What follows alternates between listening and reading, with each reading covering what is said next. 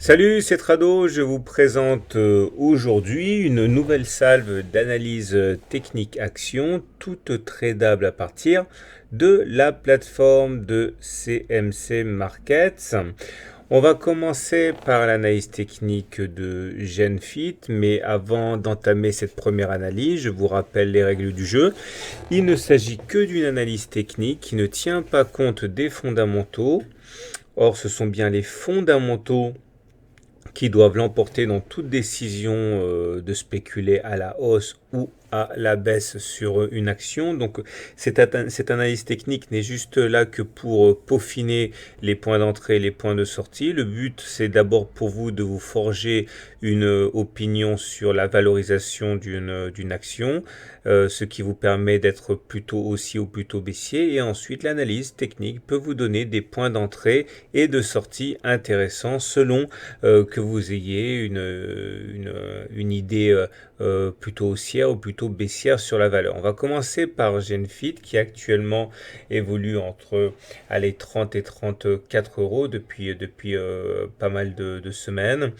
L'idée, c'est que si on regarde la tendance, eh bien, on est en tendance baissière. De toute manière, il n'y a pas de doute, hein, quand on passe de 48 euros à 30 et quelques, on ne peut être qu'en tendance baissière, mais c'est confirmé quand même par les différentes théories. Tout d'abord, la théorie de Dow qui montre qu'après avoir enchaîné des pics croissants et des queues croissants, synonymes de tendance haussière, eh bien, on enchaîne maintenant des pics et des creux descendants, ce qui est synonyme de tendance baissière.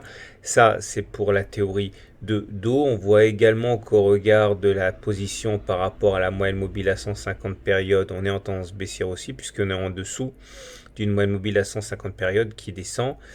Ça veut dire également en creux qu'au regard de ces théories, eh bien, si on arrivait à se positionner au-dessus de la moyenne mobile à 150 périodes qui monte, comme ça a été le cas ici, hein, eh bien, on aurait une tendance plutôt haussière, de la même manière que si on enchaînait encore des pics et des creux ascendants, comme ça a été le cas ici.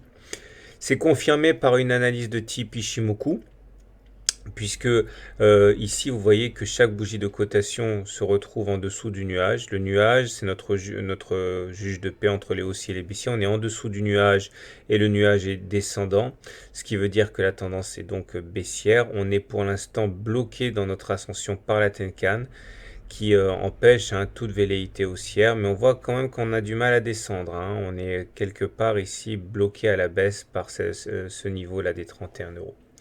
Si maintenant on mène une analyse de type chartiste, on voit les raisons pour lesquelles la situation a eu tendance à se détériorer.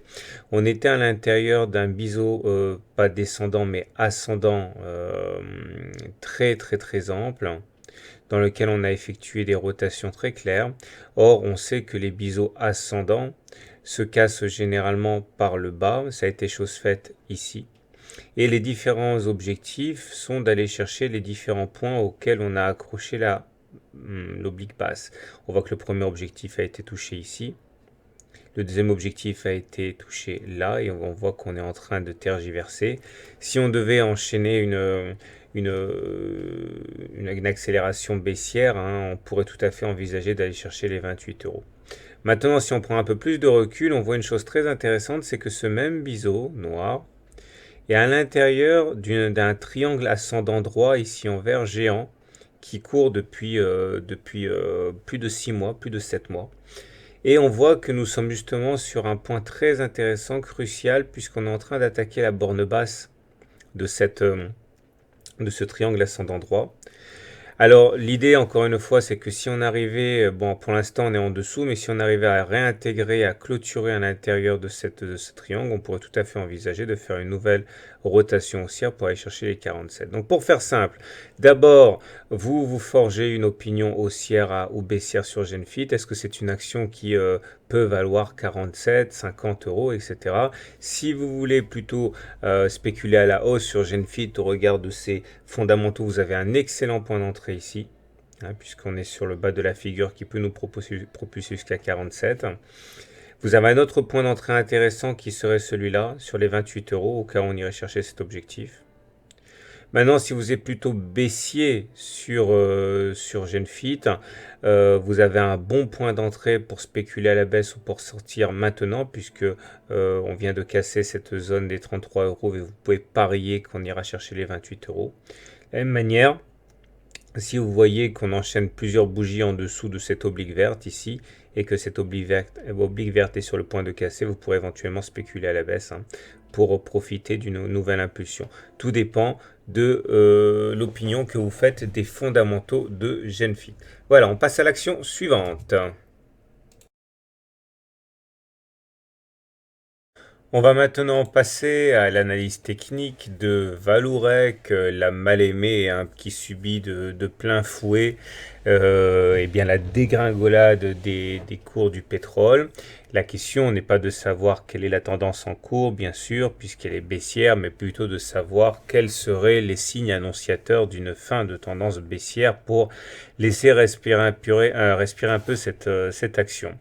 Alors, comme on peut le voir, effectivement, la tendance est baissière au regard du fait que les pics sont descendants et que les creux sont descendants. Maintenant, il y a un élément qui est assez intéressant, c'est que pour l'instant, si on s'en tient à regarder les creux, eh bien, on n'est pas les plus bas actuellement que le dernier plus bas qui est ici en septembre, ce qui veut dire que les pics sont bien descendants, mais les creux ne sont pas descendants. Donc, tant qu'on ne casse pas le précédent plus bas qui est ici, on peut caresser l'espoir que les pics et les creux redeviennent ascendants comme ils ont pu l'être par exemple ici.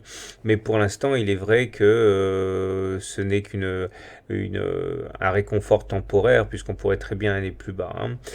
D'un autre côté, si on regarde la situation par rapport à la moyenne mobile à 150 périodes, pas de doute, là aussi on est en tendance baissière et on voit la difficulté avec laquelle on tend à échouer à passer la moyenne mobile à 150. Regardez, là et là, on a tenté de passer au-dessus et à chaque fois on a échoué. Donc il est clair que la tendance pourrait s'inverser si on arrivait à s'installer durablement au-dessus de cette moyenne mobile à 150 périodes ou alors lorsqu'on fera des pics et des creux ascendants. Pour l'instant, nous n'y sommes pas. Alors si on regarde l'analyse de type Ishimoku, c'est confirmé, puisque nous sommes bien en dessous du nuage et que le fait que nous soyons en dessous du nuage eh bien, nous met dans une situation de vulnérabilité. Vous voyez comme on a essayé de passer au-dessus du nuage ici, mais on a échoué.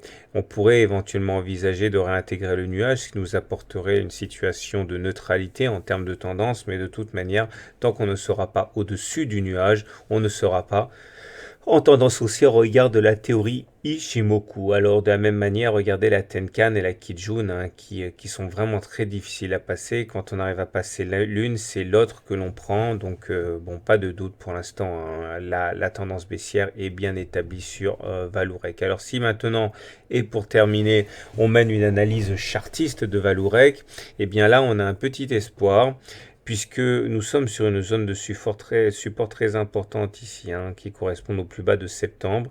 Actuellement, on est en train de travailler cette zone. On est également à l'intérieur d'une figure d'élargissement descendante.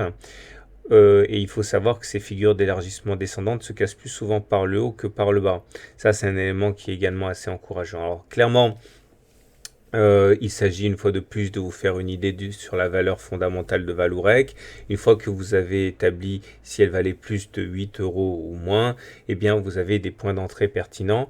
Alors à l'achat, vous pouvez acheter maintenant si vous pensez que l'action est intéressante. C'est un point d'entrée intéressant puisqu'on est sur un support vraiment très important. Vous avez un autre point d'entrée intéressant, c'est celui-là, au cas où on irait chercher les 6 euros et demi.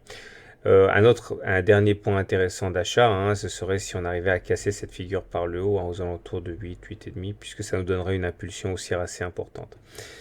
Inversement, si vous êtes plutôt baissier sur la valeur, vous avez des points d'entrée qui sont intéressants. Le premier point d'entrée intéressant, c'est en cas de cassure franche de cette zone de support. Dans ce cas, on aurait une impulsion baissière qui pourrait d'ailleurs nous amener sur la partie basse de la figure d'élargissement. Et un autre point d'entrée intéressant pour vendre et vendre à découvert, ce serait donc un retour sur cette figure en faisant le pari qu'on aurait droit à une nouvelle rotation baissière. Voilà, je vous souhaite une bonne semaine, je vous souhaite de bons trades et je vous dis à très bientôt pour une autre analyse technique.